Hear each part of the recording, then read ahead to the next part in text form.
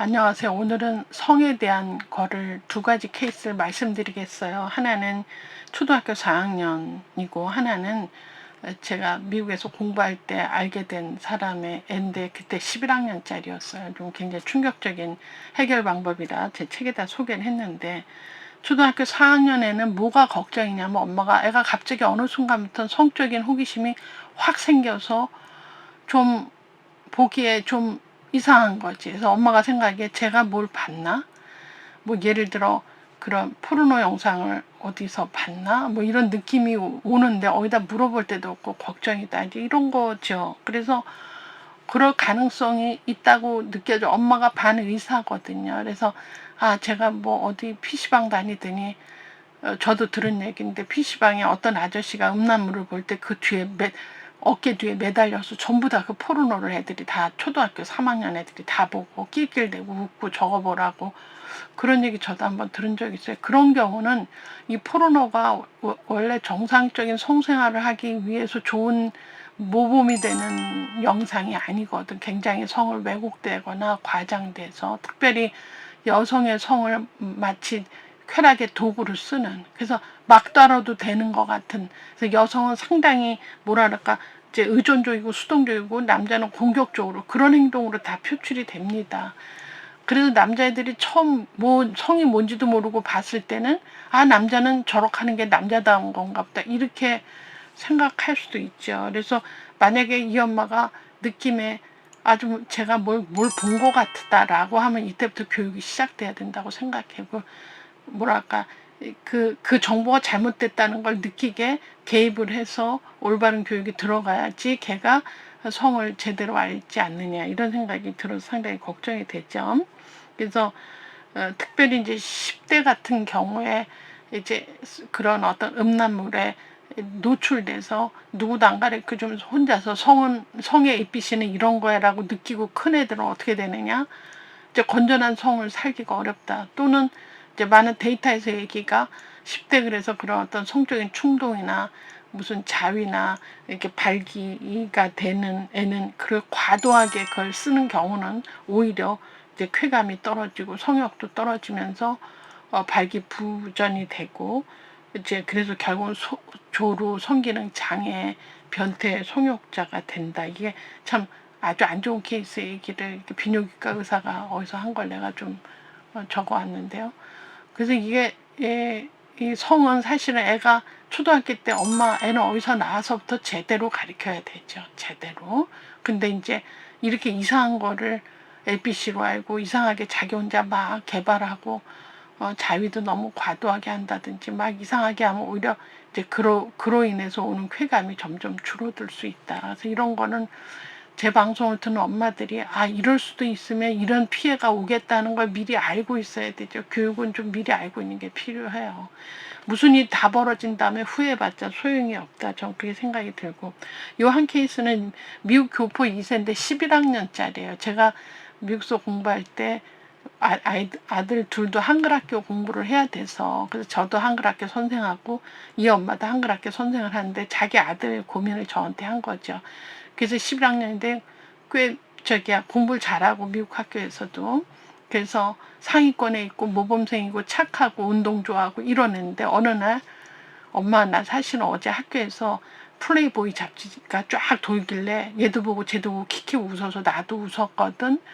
그런데 말이지 질문이 있어요. 그래서 뭔데? 그랬더니 난 진짜 여자 나체 모습을 내가 진짜 보고 싶어요. 이게 엄마한테 애가 얘기를 한 거예요. 그래서 이 엄마는 그 다음부터 고민이 너무 되는 거야. 도대체 여자 나체를 뭘 보여주냐고요. 그래갖고는 그 얘기를 듣고 아이고 망치케라 너는 공부 잘하는 애가 이게 뭐니는 못하고, 그 다음부터 애보다는 엄마가 너무너무 고민이 돼서 나한테도 묻고 누구한테도 묻고, 그래갖고 저도 그때 그 얘기 듣고 또 내 주변에 또 그거 아는 사람한테 물어보고 막 고민해주고 그랬던 기억이 지금 나요. 그래서 그때 한두 달 뒤에 해결 났다고 그 엄마가 한글 학교 선생하면서 같이 베이글 커피 먹는데 얘기를 해서 아니 어떻게 해결을 봤어요? 그랬더니 저는 그래서 참 이렇게 쉽게 이게 해결이 되나가 참 잘 지금도 궁금한데, 그 엄마가 그 얘기를 듣고 이제 여러 사람하고 얘기를 하고 누구 젊은 애 여자 모습을 다 보여줄 수는 없잖아요. 그래서 이 엄마가 저녁에 샤워를 하면서 그 즈음에 또 팔이 잘 안 돌아갔대요. 그래서 아들을 2층에서 불러내고 샤워실로 부르면 엄마 왜? 그러면 야 내가 팔이 안 돌아가서 이걸 못 채우겠어. 브래지어 끈 좀 채워달라고 이렇게 된 거죠. 그러니까 엄마 뭘 그런 걸 나한테, 야 그럼 집에 너밖에 없는데 어떡하니, 이걸 좀 등으로 이렇게 여기 팔이 안 돌아가 막 이렇게 된 거야. 그래갖고 이렇게 해주면서 언뜻 이렇게 몸을 쓱 돌리니까 앞에 보일 수 있잖아요. 그렇게 해서 언뜻 한 두세 번 애를 불러서 그걸 했대요. 그래 놓고 제가 어떻게 느낄까 고민을 했고, 뭐 그렇다고 엄마가 대놓고 그래서 내 나체 봤니? 그럴 순 없잖아요. 그랬는데 두세 번 보여주더니 그 뒤로는 여자 나체 보고 싶다는 얘기를 안 한다는 거지. 그래서 이 엄마가 생각에 저랑 얘기를 많이 하면서 그 애들이 갖는 그 성적 판타지가 있어요. 이렇게 포르노 잡지 보고 보면은 성은 이런 건가 하는 그 판타지가 있는데, 그 호기심에서 판타지가 그렇게 나체 보고 싶다는 게 아마 엄마가 한 몇 번 보더니 약간 그게 이제 뭐랄까 그 판타지가 깨진 것 같아. 아 별거 아니구나. 여자 몸이라는 게 뭐 그렇구나 이렇게. 그래서 그게 이제 자유롭게 이제 끝났다 이런 생각을 해서, 나는 정말 이 큰 아이잖아요. 11학년이면 17살 이러잖아요. 그래서 이렇게 큰 아이들의 그 성교육도 사실은 그런 판타시를 뭐 이렇게 읽고 나한데, 성의 지식보다 사실 성이 뒤따르는 책임 교육을, 요새 뭐 성적 자기 결정권 이런 얘기 하잖아요. 그래서 뭐 이렇게 다 일들을 벌이는 거가 중요한 게 아니라 그 뒤에 뒤따르는 책임 교육이, 윤리 교육이 이 성교육에 같이 돼야 되지 않느냐. 그래서 이 케이스는 제가 미국에 있으면서 같이 이 엄마하고 고민하고, 그리고 잘 있다가 대학 주립대학 잘 들어갔던 걸로 기억이 나는데, 이 성에 대한 얘기는 참 얘기가 굉장히 많아요. 그래서 굉장히 쉽게 해결도 되지만 굉장히 어렵게 꼬이는 경우도 있는데, 성에 대한 거는 애들이 물을 때 시작을 하고, 아까 저기 초등학교 4학년 첫 번째 케이스도 애가 좀 이상해서 뭘 물어보면 그때부터 선선히 이제 정답에 가까운 성에 대한 얘기를 해줘야 돼. 어디서 나와? 그럼 배꼽에서 나온다. 뭐 어떻게 생겨? 그러면 하늘에 별을 보면 생긴다. 이런 거짓말 하시면 안 되고, 초등 때 그 성교육은 사실에 입각해서 이렇게 선선하게 얘기를 해주는 지혜가 필요하고, 이렇게 큰 애들의 이런 판타지나 뭘 보고 이렇게 할 때도 개입을 잘 하셔야 된다. 그래서 그 성적 판타지는 다 각자 자기 몫이지만, 이게 자기가 핸들할 수 있는 범위 바깥의 것까지 가면 그때는 이제 관계가 망가지고 자기도 이렇게 한쪽으로 이렇게 매몰되는 일들을 갖게 된다. 그래서 이 성적인 것도 사실은 우리가 다 가르칠 수는 없는 거지만, 이런 경우에 지도할 수 있는 부모가 그렇게 또 많지 않다면, 그래서 사춘기 또 다 크기 전에 어떤 성에 대한 것도 성 지식보다는 어떤 책임 교육, 그렇죠? 그래서 초등학교 이 지금 교포애 같은 경우에 고학년인 경우에 넌 왜 그런 걸 궁금해하고 그러니, 그 잡지는 왜 봤니, 이렇게 비판하기보다는 이제 걔가 하고자 하는 거를 이렇게 하려고 했을 때 좀 웬만하면 묵인하는 걸로 해서 걔가 이제 성장 과정으로 엄마가 디딤돌이 돼야 되지 않느냐. 이제 엄마가 성격이 완벽주의 엄마는 이런 거 굉장히 못 견디하고 힘들어하는 것도 봤는데, 참으로 부모 되기란 쉽지 않다고 저는 생각이 들어서, 여러분들이 이게 참고로 해서 잘 하시면 성도 다 이렇게 지나가는 과정이고 하는데, 너무 큰 소리 내고 또 애도 힘들고 부모도 힘들지 않는 그런 성교육이 됐으면 하는 생각이 들죠. 자, 안녕하세요. 오늘은 초등학교 5학년 남자아이 얘기예요. 기초학력이 이제 부진이 되니까 이제 우려를 하는 거죠. 이제 한 5, 6학년쯤 되면 이제 애가 공부 틀이 잡힌 애가 있고 아닌 애가 있어서, 이제 실질적으로 공부 관련해서 글쓰기가 안 된다, 책을 좋아하지 않는다, 전반적으로 공부에 관심이 없다, 이런 얘기를 많이 합니다. 그래서 이제 이 기초학력에 걱정이다, 이런 얘기를 하죠. 뭐 공부를 초등학교만 하고 말 게 아니니까 상당히 위험해서 이제 하는 얘기인데, 제가 참고로 2019년에 그 사교육비, 이 초중고 사교육비로 주편이 21조라고 그래요. 이게 아마 전 세계에서 우리나라를 따라갈 때는 없는데, 이렇게 사교육비를 해도 계속 또 기초학력이 안 된다, 걱정된다는 부모들 얘기를 들으면 이 책무성에 대해서 이게 누가 책임을 져야 되느냐. 사실 전 생각에 학교는 애들한테 어떤 지식을 알려주면서 그 알게 된 그 알무로 삶을 살아가야 되는데, 이게 요새는 삶이 먼저인 것 같아. 예를 들어 학교에서 애들 비율을 맞춰서 애 삶에 맞춰서 동영상 틀어주고 뭐 해주고 신나게 놀고, 실제로 알아야 될 것은 모르고 그 알에 대한 것은 각 가정에다 다 맡겨서 과외지도를 받든지 뭘 하든지 하는 거는, 이게 조금 뭐가 바뀌지 않았느냐. 학교에서 암을 좀 제대로 체계적으로 해서 그 알고 있는 사실을 갖고 삶을 좀 윤택하게 자기 거를 찾아가고 이렇게 해야 되는데, 이러면 애들 삶에다가 비율을 맞춰서 읽을 때 안 읽고 동영상 틀어주고 안 다치고 넘어가고 하니까, 이게 기초학력 읽고 쓰고 세마이가 상당히 지금 저학년에서는 요게 안 잡혀지면 이제 1, 2, 3학년 때 힘든 애는 4, 5, 6학년 때 어렵고, 그 다음에 중학교 올라가서는 이제 공부가 다 싫어지고 힘들어진다. 그래서 그 종단 연구 15년간 한 연구를, 읽기 부진에 대한 연구를 봤더니요, 15년간 연구를 했는데 중1짜리 애들의 읽기 능력이 얼마나 안 되냐면 초등학교 2학년 수준밖에 안 된다. 이게 실제로 보고된 사실입니다. 그래서 이런 어떤 기초학력에 대한 문제는 저는 초등학교의 저학년 때 문제 해결을 해야 되지 않느냐, 이런 생각을 하죠. 그래서 그 초등학교 저학년에 따라서 이제 여러 가지 평가 도구를 저희가 좀 참고로 보면, 이제 우수, 보통, 기초 미달이 있어요. 근데 기초 미달이 한 20% 정도였는데 점점 이 수위가 높아진다는 거예요. 기초 미달이.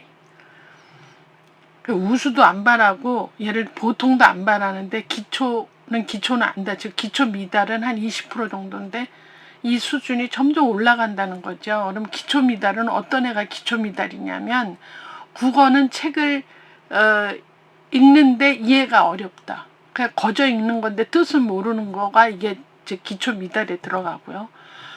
영어는 읽기조차 어렵다 하는 거고, 수학은 분수부터는 어렵게 느끼는 게 저 기초 미달에 들어갑니다. 그래서 이제 이 누적도, 학습 부진도 어느 정도 누적분이 점점 커져서 그게 메꿔지지 않았을 때 이제 저 미달이 되고 이제 이해가 못 되고 하는 거다. 그런 생각하면 이게 엄마들이 가정에서부터 이제 학교 가기 전에는 이제 독서 지도를 하고 문해력을 높여주고, 그렇죠?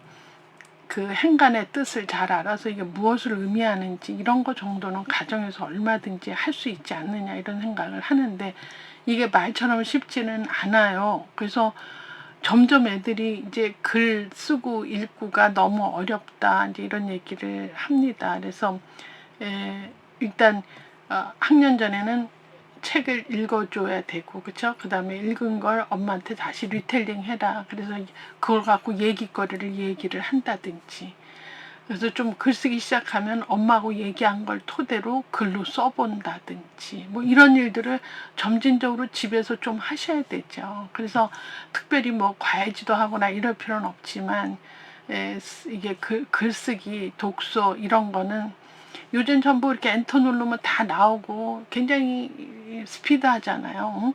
뭐 지식 엔터 누르면 다 답 나와요.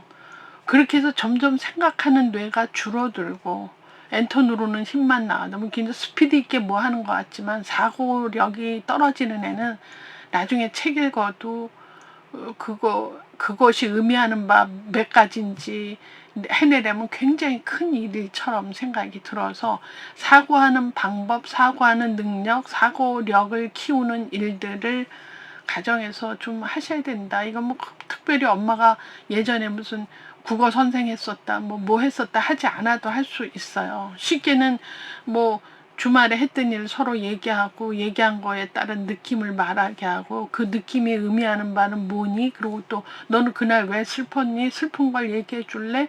너 그날 되게 기뻤대는데 뭐가 기뻤니? 이러고 그래서 충분히 하고 얘기를 충분히 하고 자 오늘 얘기한 것 중에 제일로 쓰고 싶은 얘기 쓰자 이렇게 해서 뭐 맨 처음에 뭐 이만큼 쓸 수 없으면 2줄 쓰기 3줄 쓰기 하셔야 돼요. 저는 대학에서 교양 수업하면서 애들 과제 내는 걸 요새 되게 동영상 싫어해요. 막 과제 뭐 A4 몇 장 너무너무 넌더리 내고 매주 코스마다 매주 막 과목마다 하니까 제가 머리를 썼어요. 자 이런 것들을 다음에 이제 뭐랄까 내 단어들을 한 10개 주고 이 중에 네가 선호도를 1, 2, 3번 세 단어만 써라. 뭐 1번 뭐 2번 뭐 그래갖고 단어 3개만 쓰면 끝나게. 뭐 이런 거 해요. 그럼 애들이 굉장히 피드백이 좋고 금세 자기네 생각을 내가 알게 되고 하니까 그렇게 해서 얼마든지 생각을 이렇게 사고를 폭을 넓혀줄 수 있어요. 근데 이걸 너무 어려서 이렇게 활동적인 거 이렇게 뭐 미디어에 다 맡기고 거기서 애들이 다 구성할 거라고 생각한다면 지금 다음과 같이 이렇게 게임에 빠지고 공부 싫어하고 사고하는 거 싫어하고 수학은 분수부터 못 풀고 그래서 영어는 이렇게 붙여서 읽을 수가 없고 국어는 읽지만 뭔 얘기하는지 모르고 이런 애들이 점점 많이 생기죠. 그래서 제가 알기로는 선진국은 어떤 가정에서 어떻게 컸는지는 그 엄마의 수준이나 가정 환경에 따라 달라질 수 있다고 생각하고 학교를 들어왔으면 학교에서 그 책무성을 책임집니다. 그래서 교사가 저 애프터스쿨 프로그램에 좀 이게 유난히 글쓰기가 어렵고 유난히 이제 문해 능력이 떨어지고 유난히 뭐 단어를 모르고 이런 애들은 리소스룸에 따로 불러서 그거를 1학년 수준에 안 맞는 애는 1학년 내내 그것을 보충을 공부를 해서 2학년에는 2학년을 행복하게 다닐 수 있게 학교에서 책무성을 갖고 하는 걸 저는 봤어요. 그래서 우리도 점점 이제 이 엄마들이 이제 자유로운 영혼 속에서 애들을 이렇게 편안하게 키우다 보면 이렇게 기초학력이 안 돼요.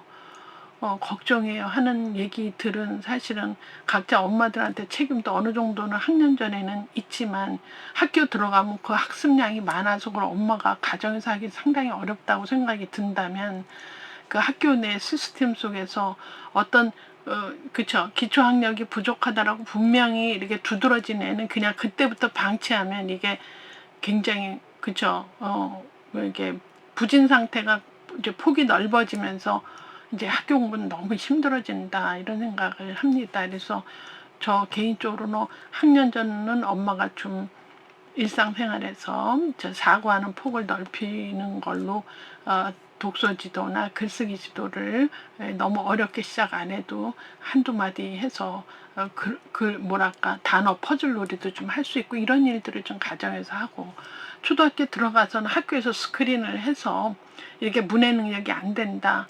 얘가 이 단어 정도는 알아야 되는데 모르는 1학년이다. 모르는 2학년이다. 이런 애들은 이렇게 학교 시스템에서 그거를 좀 백업을 해줘서 2학년 때 그걸 보충하는 3학년이 행복해질 수 있게 그쵸? 1학년에 안 되는 애는 보충 수업을 통해서 2학년이 행복해질 수 있게 해야 되는 거가 그 책무성이 저는 학교에 있지 않느냐 이런 생각을 저 개인적으로 해보고 제가 이런 상담을 받을 때 학교의 원래 명분이 제 애들한테 어떤 지식 전달하고 그 지식을 기반으로 걔 삶을 스스로 개척하게 한다면 요 순서가 우린 좀 바뀌지 않았나 이런 생각해서 저 개인적인 얘기지만 좀 답답함이 있다고 말씀을 드립니다. 안녕하세요. 오늘도 2가지 케이스 같이 말씀드리겠어요. 지금 초등학교 5학년, 2학년 키우는 집에 이제 엄마가 2딸 키우는 집 엄마가 초등학교 5학년짜리가 힘들게 한다. 사춘기 시작인지 잘 모르겠다. 뭐 이런 얘기 제가 좀 해드리고 또 하나는 이제 중2짜리인데 매사 엄마한테 묻고 하는 애예요. 매사 뭘 물어서 하는 거 이게 오르냐 뭐 이런 거를 이제 질문을 했는데 첫 번째 이제 사춘기 초기다. 초등학교 5학년은 그렇게 보셔야 되죠. 그래서 갑자기 말을 좀 안 듣는 것 같은 그런 생각. 안 그랬는데 제가 부쩍 이렇게 이상한 자아가 생겨서 내 말을 거역하는 그런 거 같은 걸 느꼈다. 이제 애들 키우다 보면 이때부터 조금씩 어려워져요. 그냥 먹이는 걸로 끝나는 게 아니라, 그죠? 숙제 지 손으로 하는 걸로 끝나는 게 아닌 이제 또 다른 문제들이 있다. 그랬을 때 이제 몇 가지 저는 점검을 한번 해보셔라, 이제 그런 얘기를 하죠. 또 애한테 어떤 부모의 요구가 걔 눈높이에 안 맞지 않느냐, 맞았느냐, 너무 과도한 거 아니냐, 이런 거를 좀 한번 생각해 보셔야 돼요. 예를 들어서 초등학교 2학년짜리한테 뭐 저기 테이블 매너를 가리키고 그거대로 안 따라한다고 혼내면 초등학교 2학년 그건 어렵거든요. 뭐 그런 식으로 내가 쟤한테 과도하게 뭘 요구했나? 그런 거 한번 점검을 해보시고, 또 쉽게는 숙제 같은 것도 엄마들 맨날 실랭이 하잖아. 얘 너 저녁 먹기 전에 숙제할래? 아니 저녁 먹고 나서 할래? 언제 할 거야? 이러고 막 애를 막 힘들게 하는데 거의 정답은 뭐예요? 저녁 먹기 전에 해야 돼요? 저녁 먹고 나서 해야 돼요?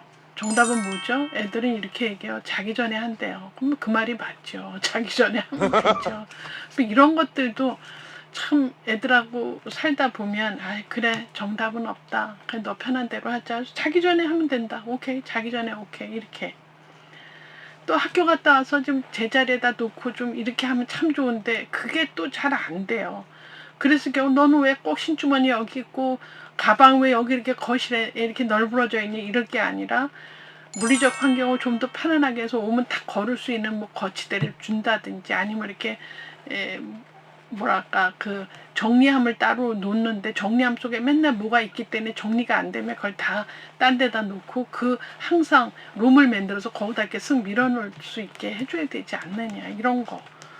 그래서 이런 것들을 통해서 애들이 이제 서서히 홀로서기를 할 수 있는 과도기 과정이 이런 게 필요하죠. 늘 엄마 잔소리에서 조금 이제 벗어나면서 스스로 하게 되면서 이게 사회화되는 거죠. 점점 이제 큰아이로 커가는 거. 이런 것들. 그래서 그 과정을 즐기면서 지금의 생활도 즐길 수 있게 해줘야 되는데, 그래서 가끔은 잔소리 하고 싶다가도 그냥 넘어가고 좀 일해줘야 돼요. 근데 엄마 노릇도 다 처음 해봐서 1학년 때 넘어가는데 2학년 때 3학년 때 이제 5학년 되니까 점점 더 어려워진다, 그런 얘기. 대학생 가도 어려워져. 결혼해도 어려워요. 나는 부모 역할은 내가 눈 감을 때까지는 안 해봤던 걸 다 하는 거라서 그거 다 쉽게 생각할 수는 없다고 생각. 물론 잔손이 안 가는 이웃이 개맥이고 기저귀 갈지 않는 것만 해도 감사하게 생각할 수는 있지만, 엄마란 이름으로 눈 떠 있는 눈 떨어 사는 이상은 상당히 그 역할이 있다, 이제 이렇게 생각이 들죠. 그래서 이제 초등학교 5학년 같은 경우에는 제가 저게 뭐가 사춘기지? 사춘기 맞나? 아닌가 하는 거에 점검이 첫 번째, 유난히 이제 샤워를 오래 한다. 그런 샤워하는 시간이 오래됐다. 이러면 이제 사춘기 입문이다, 이렇게 보고요. 티셔츠 단추 2개 터야지 되는지 하나를 터야 되는지 뭐가 더 멋져 보이는지 이런 거 고민할 때 이제 사춘기 시작이다, 이렇게 보죠. 또 학원 땡땡이 치고 PC방 가고 뭐 친구 생일 파티 갔다, 그냥 그런 것도 눈 감아줘야 돼요. 막 쥐잡듯이 잡으면 이제 걔하고 관계가 좀, 이 사춘기 때 관계가 안 좋아지면서 영원히 멀어질 수 있기 때문에 쥐잡듯이 잡기보다는 알고도 한두 번 넘어가야 된다. 책 산다고 돈 줬는데 뭐 이상한 꽃핀도 사고 스티커도 샀다가 뭐 늘 그러면 이제 혼 좀 나야 되지만 가끔 어쩌다 그런 거는 그냥 또 넘어갈 수도 있다, 뭐 이런 거. 그래서 이게 결국 도가 너무 지나치면 이제 제재를 하고 따끔하게 야단치지만, 이것도 과도기로 본다면 넘어갈 건 좀 넘어가주고 엄마가 알고도 좀 몰라주는 것도 애는 좀 신나는 시간이 있죠. 그래서 요런 걸 좀 엄마들이 이제 이 사춘기 과정도 내가 좀 불편하지만 받아주면서 언젠가는 사춘기가 넘어가서 이제 뭐가 되겠지 하는 그런 생각으로 다루지 않으면 이제 맨날 싸워야 되고 맨날 상담소에 와서 물어봐야 된다, 이런 생각이 들고요. 매사 묻는 아이, 엄마한테 묻는 아이는 어떤 건가? 얘는 좀 자신감 부족이죠. 늘 엄마한테 물어봐서 예스 대야만 하는 애죠. 그러니까 이런 경우는 이제 앞으로 애가 혼자 하도록 엄마가 조금씩 걔한테 찬스를 주셔야 돼요. 예를 들어 엄마 오늘 뭐 입어 그럴 때 그거 입어라 이렇게 하지 말고 네가 골라봐, 입고 와봐, 이래야 돼요. 입고 나면 그게 뭐니 그러니까 아유 내가 해줘야 돼 이렇게 하시면 안 되고 멋있다 오늘 그 회색하고 그 바지는 너무 멋쟁이다 얘 이렇게 그 칭찬해주고 잘했다 그러고 그러면요 걔가 이제 술술 혼자 잘해요. 근데 이제 그럴 때 칭찬 안 하고 아유 내가 이래서 참견해야 돼 언제까지 하냐고 그거 참 옳지 않아. 그래서 엄마들이 이런 엄마는 이제 중학교까지 너무 엄마한테 너무 오랫도록 의존한 아이로 저는 보고 이것을 그만하고 싶으면 이제 칭찬은 내가 책에서 많이 얘기했어요. 귀로 먹는 보약이다. 칭찬 받으면서 어떻게 내가 자신감이 생기죠. 무척 생겨요. 그래서 아 멋지다 야 되게 멋있다 아 우리 아들 최고 이렇게 하면은 서서히 이렇게 이제 혼자 하려고 한다 또는 이제 이렇게 이제 좀 결정을 잘 못하는 요새 결정장애 이런 것도 있지만 얘는 조금 의존적인 것 같긴 하지만 친구네 가서 엄마 숙제하고 와도 돼? 아주 좋은 찬스죠. 그럼 뭐라 그래요? OX 하지 마세요. 이제 엄마가 그래라 뭐 말하라 하지 말아라 이러지 말고 네 맘대로 해봐 어떻게 했으면 좋겠니 그렇게 그 엄마 나는 친구네 가서 하고 싶어. 그래. 근데 만약에 숙제를 못했을 땐 넌 어떻게 할 건지도 생각해봐라. 이렇게. 왜냐면 친구네 가면 놀기 바쁘지 숙제 하겠어요. 그러면 그래서 놀다가 숙제를 못했을 땐 얘는 어떡하는지 그게 문제 해결력이 생기는 거죠. 그래서 이럴 때 좋은 찬스 달고 애한테 좀 던질 필요가 있어요. 이렇게 안 하면 이제 신혼여행 가서도 엄마 나가서 회 먹어 돈가스 먹으라고 물어보는 이상한 마마보이나 어디 책에서 보고 막 웃었는데 이거 이때부터 안 하면 그렇게 돼요. 요새 대기업체 가도 부서 배치 받으려면 엄마한테 전화한다고 그러네 있다 그래서 얼마나 내가 정말 우프게 생각했습니다. 그래서 그거는 절대로 애를 잘 키우는 것 같진 않아요. 그러니까 홀로서기 하면서 엄마가 끝까지 이렇게 울타리 역할을 해주는 거지. 그 일일이 다 결정해주고 그렇게 하는 건 나는 옳지 않다 이렇게 봐지죠. 그래서 자기가 하고픈 걸 결정하게 하고 결정을 오케이 한 다음에 만약에 숙제를 못했을 때 또 그것도 하나의 좋은 경험이죠. 우리가 성공한 사람은요 성공만 하지 않아요. 작은 실수가 모여서 성공이 되죠. 그래서 어렸을 때 그 작은 실수가 어때요? 나중에 큰 성공을 갖게 하는 밑거름이 됩니다. 이거를 엄마들이 다 미리미리 해주면 바보 만드는 거죠. 그래서 오히려 작은 실수를 하게 하는 게 좋다. 우리가 저도 교육을 하는 입장이지만 사실 교육보다 앞선 게 경험이에요. 어떤 경험을 해왔느냐 하는 애는 내가 말할 얘기 한 10마디를 2마디만 하면 돼요. 이미 경험한 애들은. 다 아니까. 그래서 경험보다 앞선 교육은 없다. 그런 의미의 일상에서 매매 엄마한테 물어보고 하는 애는 상당히 이게 좀 엄마가 이제 좀 그런 생각을 좀 많이 못했던 엄마지 않느냐. 그래서 애가 하는 사소한 실수, 뭐 실패 이런 것들이 하나의 문제 해결을 하게 될 수 있는 어떤 단서가 되고 그래서 문제 해결을 성공을 하든 또 실패를 해서 또 다시 하든 이런 것들이 일종의 애들한테는 자신감의 원천이다. 이 자신감은 그런 늘 성공했을 때보다도 실패했고 자기가 딛고 일어나고 이런 것들을 통해서 자신감이 생기죠. 그래서 엄마가 조금 이제 오케이 하면서 모든 일을 걔가 결정하게 하는 것도 이제 이 엄마는 하기가 어렵겠지만 그래서 이런 많은 수많은 도전과 이제 성공, 실패, 실수 속에서 애들이 자신감이 생기고 다져지면서 이제 자아가 완성된다 이렇게 생각이 된다면 쉽지 않지만 한번 지금도 늦지 않는다. 그렇죠? 이렇게 늦고 지각했을 때는 바로 그때가 시작이다. 그래서 엄마가 좀 각도만 조금 달리 해도 많은 변화를 이제 우리가 기대할 수 있다 이렇게 생각이 듭니다.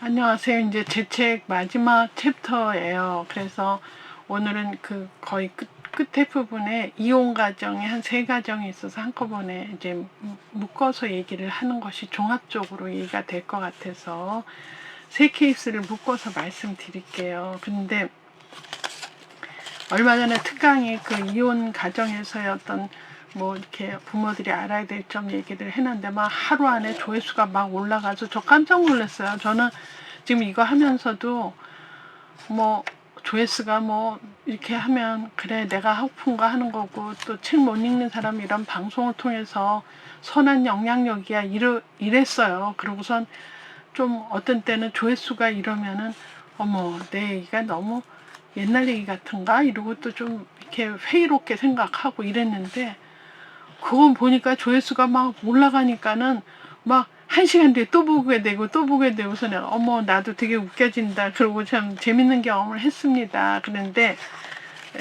그게 아마도 점점 이혼한 가정도 많고 또 이혼하려고 지금 마음을 먹은 사람도 있고 아니면 결혼 생활을 해도 굉장히 힘든데 이혼하면 점점 애들이 더 힘들어지니 또 내가 이 사람이 얘기하는 것처럼 잘 따라할 수 있을까 이러고 또 보는 사람도 있는 것 같아요. 그래서 참 제가 또 많은 생각을 하게 됐는데 오늘 세 케이스도 이제 부모가 이혼을 했는데 하나는 초등학교 5학년짜리가 뭐 또 이러고 하나는 사춘기 딸 하나는 중학생 아들 그러니까 중학생 이제 딸하고 아들 하나는 이제 초등학교 5학년 아들인데 이게 좀 이제 부모가 이혼을 했어요. 초등학교 5학년에는 뭐 때문에 자기가 1등하면 우리 엄마 이혼해도 남들이 날 무시 못한다 이런 이상한 무슨 틀을 만든 거야. 그러니까 이혼한 것 자체가 대단한 수치심으로 느껴요. 이 아들은. 그래서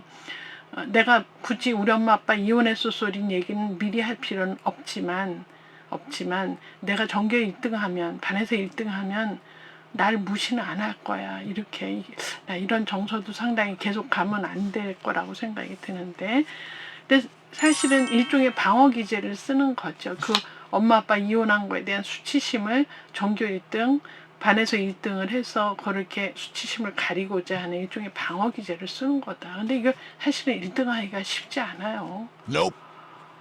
1등이 아무나 하는 건 아니잖아요. 자, 이래서 이게 사실은 오래 이어지기가 힘들다. 그래서 만약에 1등을 못해도 또 다른 방어 기제를 얘는 찾으래요.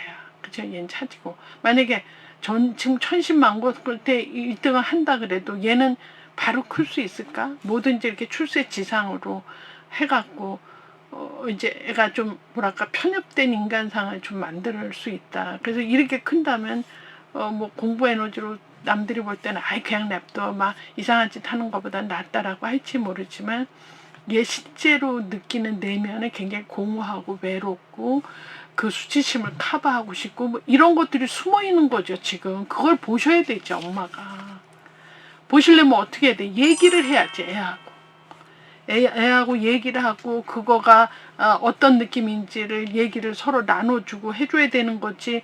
이렇게 해갖고는 난 이건 대답은 아니라고 생각이 들죠. 그래서 이제 공부 에너지로 철날게 할 수는 있지만 실제로 얘는 내면적으로는 외롭고 공허하다. 이제 이거 제가 속으로 울고 겉으로는 우아한 척 하는데 이게 전교 1등 한 달에도 이게 대답이 아니고 전교 1등은 사실 또 힘든 일이고 그래서 이런 경우에 그 적절한 엄마의 개입이 필요하고 끊임없는 대화로 애 마음을 좀 위로해줘야 된다. 이제 이런 생각을 합니다. 그래서 이제 이렇게 10대 자녀 애들은 이제 이혼이라는 사건 때문에 그 어떤 트렌드가 나와요. 제가 그때 특강 자료에서도 얘기했지만 그래서 여자애 같은 경우는 애 늙은이 같이 무슨 다 남자를 겪어본 것처럼 남자는 다 그래 뭐 그 사랑이 오래 가겠어 이런 얘기를 어머 쟤는 무슨 얘기 저렇게 하지 할 정도로 이렇게 툭툭 이렇게 얘기하는 거는 좀 여자애들이 그렇게 얘기를 좀 하는다고 이제 연구에서는 얘기를 합니다. 또 남자애들은 그러진 않는데 이게 이렇게 여자 사귀는 걸 두려워한다든지 결혼율이 낮다 뭐 이런 얘기들이 이제 통계로 나오죠. 그 사춘기 딸 반항하는 사춘기 딸 이혼 가정인데 아주 엄마한테 굉장히 막 퉁퉁거리고 뭐라 그러면 말도 안 하고 그래서 이제 아빠가 없는 것 때문에 이게 정체성에 혼란이 왔다 이렇게 저는 보고요. 이것도 애 안에 들어가 있는 그런 슬픔, 분노 뭐 이런 거 있잖아요. 뭐 반항 이런 것들이 일종의 주된 정서로 걔가 자기 방어하기 위해서 이렇게 하지 않느냐 이제 이런 생각을 해서 딸 같은 경우는 사실은 우리가요 이게 폭력을 쓴다 하는 것은 이게 말이 되는 사람 폭력을 쓸 필요가 없어요. 그래서 얘는 살살 앉혀놓고 너가 제일 속상한 감정이 뭐니? 이러면 아빠 없으니까 뭐 이런 것도 못 하잖아. 되게 불편해. 뭐 어쩌고 저쩌고 계속 말을 미운 감정을 하나씩 두 개씩 꺼내놓으면요. 나중에 그렇게 밉지 않아요. 여러분들도 되게 속상할 때 그냥 가만히 있으면 얼굴이 펄해지고 나중엔 술 생각밖에 안 난대요. 근데 이거를 누구한테 말해요. 누구한테 막 전화해서 얘, 너 말이야, 내가 있자. 아우 너무 속상해서 못 살겠어. 너는 어떻게 생각하니? 아우 난 정말 근데 걔가 또 바쁘다 그래서 얘 다음에 또 전화하자. 내가 나가야 돼. 오케이 끊고 약간 안 풀려서 또 어디다 전화해요. 전화해서 얘 있잖니 내가 이래갖고 속이 되게 상해. 얘 그래갖고 그리고 저러고 막 이랬어. 그러고 오전에 전화를 한 15통 해봐요. 그러면 낮에 되면 그 문제가 그렇게 심각하지 않아. 이미 얘기를 다 해버려서. 그런 걸로 정신과적으로 여자들이 이렇게 수다스러워서 정신과적으로 더 건강하대. 남자들은 그 짓을 못해서 동굴 속으로 들어가는 거죠. 문제를 더 복잡하게 만들죠. 그래서 이게 딸 같은 경우는 엄마가 이렇게 살살 끄집어내서 아빠에 대한 미운 감정, 그리운 감정, 또 이제 이혼하게 되면 애들은 거의 다 난 세상에 혼자다 이렇게 생각해. 그리고 이혼해서 아빠가 멀리 가면 엄마도 이제 없어지면 난 혼자다 이렇게 막 이상한 시나리오를 만들어서 스스로를 굉장히 외로운 사람으로 만들죠. 그래서 그런 거를 얘기를 해야 돼요. 그러면 그 애가 무엇 때문에 상심했는지를 살살 알아낼 수 있어. 그 얘기 속에서. 그러면 이제 문제 해결이 되죠. 그 안에서. 그래서 이제 사춘기 딸 같은 경우는 이혼 가정은 엄마하고는 연구에서도 이혼했는데 동성인 경우는 괜찮대. 이성보다. 그래서 이제 엄마가 딸하고는 잘 사는데 만약에 엄마가 아들하고는 힘든 거지. 살짝 성이 이래서. 그래서 이런 경우는 살살 얘기를 대화로 유도하고 걔 분노 수준을 어느 정도 알고 같이 공감해주고 이러면 상당히 많은 게 해소돼요. 근데 이제 또 그런 얘기도 할 수 있지. 막 텔레비 보다가 막 청소년들 가출해서 저 찜질방사로 그러면 쟤네들은 왜 가출할까? 너는 가출하면 좋은 일만 있겠니? 좋은 것도 있겠다. 나쁜 건 없을까? 뭐 이렇게 그런 얘기를 하면 엄마 왜 나한테 그래? 난 안 그러잖아. 난 그런 사람 아니야. 이러고 막 얘기를 해. 왜 그래? 막 이러고 싸우죠. 그러면 이제 그러면서 조금 접근해서 얘기하면 얘가 어디까지 생각하고 있다는 걸 알 수 있어요. 얘가 되게 화나고 속상해도 집 나가서 뭘 할 것 같진 않고 그냥 해봐야 나한테 툴툴거리고 이제 이러다가 살살 비유 맞춘다고 나가서 또 아이스크림 하나 먹고 오면 또 기분이 살짝 좋아지고 이렇게. 그래서 요 사춘기 여자는 엄마가 많은 대화를 통해서 지금 아빠 없는 거에 그 정체성 혼란을 조금 이렇게 뭐랄까 진정 모드로 가면 그 미운 마음을 말로 하면서 많이 행동화되진 않는다. 저는 그렇게 지금 얘기할 수 있고, 또 한 가지 사례는 이제 사춘기 아들인데 이제 이게 엄마가 애 키우기가 어려운 거지. 근데 사춘기 아들은 이혼하지 않아도 힘들어요. 사춘기 어디로 튈지 모르는 럭비공 같이 난리죠. 힘들죠. 그래서 또 이제 그 아들 같은 입장은 뭐 이러고 서로 싸우느니 서로 그냥 이렇게 안 보고 그냥 자기 할 일 하고 살아라로 다 이해한다 그러면서도 아들 같은 경우에 아빠 부재로 오는 그 정체감 혼란 또는 이제 불안감, 아니면 나 혼자 덩그러니 세상에 남아있다, 또는 아빠가 굉장히 뭐 술 먹고 이래서 이제 아빠가 모델링하기 어려운 사람이면 알튼이 빠져서 없는 건 좋은데 내가 엄마의 어떤 친구이자 나중에 이렇게 뭔가를 다 이렇게 해줘야 되는 것 같아서 그 부담감 이런 것들이 많이 있다 그래요. 그래서 애들이 이게 불안하고 이제 분노에 쌓이고 화가 나면 어떻다 위축되거나 공격적인 행동을 하죠. 그 집을 나가거나 뭐 집에 앉아서 방구석에서 물만 먹고 뭘 한다거나 이런 식으로 양극단화됩니다. 근데 요 아들은 이렇게 공격 행동을 하니까 저 친구하고도 이렇게 분노 표출로 별로 좋으면 안 되니까 이렇게 거리를 둔다든지 냉정함을 갖는다든지 이런 일을 한다는 거죠. 그러면서 세상에 나 혼자다 이러고선 참 혼자 연습을 하는 측은지심을 보인다. 이런 경우 할 수 있는 게 뭐죠? 좀 뻔한 시나리오인데 애 붙잡고 뭐라 그래야 돼. 그래 미안해, 엄마랑 아빠랑 성격 차이로 그렇지만 아빠도 널 되게 사랑하고 엄마도 마찬가지야. 엄마는 계속 너 뒷배 봐주고 다 그래. 아빠도 그러는 사람이야. 아빠는 그런 사람 아니라고 생각하니? 아빠가 널 사랑하고 엄마도 널 사랑하고 너한테 늘 오른판이 돼줄 거야. 이게 뻔한 시나리오인데 자꾸 얘기해야 돼. 이러면 맨 처음에 아들아 그만 얘기해 됐어 뭐 이러고 막 이런데도 그런 얘기 하다 안 하면 되게 또 불안해해요. 그래서 그 얘기는 뻔한 시나리오라도 해줘야 된다. 그래서 애가 혼자라는 생각이 안 들고, 그 원래 가족은 그렇잖아요. 이렇게 가족끼리 대화에 사랑해, 사랑해, 너만 사랑해 이런 얘기 안 해도 그 가족 간의 대화 속에 사랑이 묻어나잖아. 그 묻어나는 것 때문에 가족 영화 보면 다 울잖아요. 그에게 그 서로의 측은지심으로 사랑이 묻어나는 대화에 눈물이 그냥 뚝뚝 떨어지죠. 사랑 얘기를 해서 뭐 그런 거 아니잖아. 그러니까 이 아들하고도 그런 얘기를 자꾸 해서 이제 뻔한 얘기지만 해야 된다. 특별히 이제 아들 같은 경우 엄마가 이혼해서 뭐 직장을 얻어서 다닌다. 뭐 안 늦는데 계속 뭐 월요일도 늦고 화요일도 늦고 그럼 굉장히 불안해요. 엄마한테 남자가 생겼나 보다. 만약에 결혼하면 나는 혼자겠다 서부터. 아니면 또 잘못 만나면 엄마 또 이혼하게 되면 이건 뭐지 서부터 뭐 애가 무척 복잡해져요. 그래서 엄마가 직장 생활하다 늦게 들어올 때 어떻게 해야 돼? 애한테 다 얘기해야 돼. 오늘 회식인데 어제도 그랬는데 오늘 또 나가는 일은 오늘 그 옆부서 과장님인데 저기 어머님이 돌아가셔서 갈 사람이 없다니까 내가 어제 외식했는데도 오늘 또 여기 따라갈 수밖에 없어. 아들 내가 그 갔다가 금세 갈게 이러고 수시로 얘기를 하고 사진 찍어서 보여주고 이렇게 안심하게 해줘야 돼요. 왜냐하면 그런 거 안 하면 굉장히 애들이 불안해한다. 또 엄마한테 또 버림받을까봐 또 불안해한다. 이런 게 이제 나오죠. 그래서 우리가 이제 사춘기 이상의 애들을 청소년 그러잖아요. 청소년은 사실은 청년도 소년도 아니라 청소년 그래요. 또 엄마한테 막 대들고 싸울 때는 꼭 소년같이 대들어. 애같이. 그다음 어느 날은 엄마 나 다 이해해. 그건 또 청년같이 이해한대. 그래서 이게 청소년은 어떤 땐 소년같이 어떤 땐 청년같이 그러나 이게 걔도 잘 몰라. 어떤 땐 애기같이 소년같이 어떤 땐 어른같이 청년같이 그래서 내가 이렇게 막 믹스해서 쓸 때를 우리가 청소년 이른다고 생각하시면 제일 우리가 이해하기가 쉬워요. 그래서 이렇게 얼마나 이혼을 했어도 얼마나 애하고 직접적으로 관여를 하고 그 관여 정도, 관계의 질 이런 거에 따라서 이 시기를 잘 극복할 수 있다 이렇게 생각이 들죠.